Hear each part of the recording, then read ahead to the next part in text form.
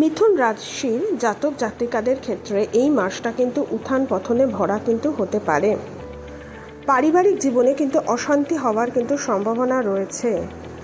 মাসের প্রথম দিকে আর্থিক কিন্তু কিছুটা সমস্যা থাকবে, কিন্তু শেষের দিকে আয় বৃদ্ধি পাওয়ার একটা সম্ভাবনা রয়েছে।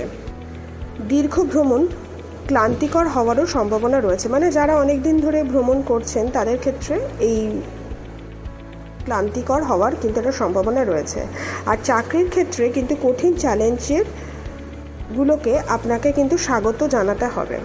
আর যারা ব্যবসা করছেন তারা বিদেশি উৎস থেকে ভালো লাভ পাওয়ার সম্ভাবনা রয়েছে।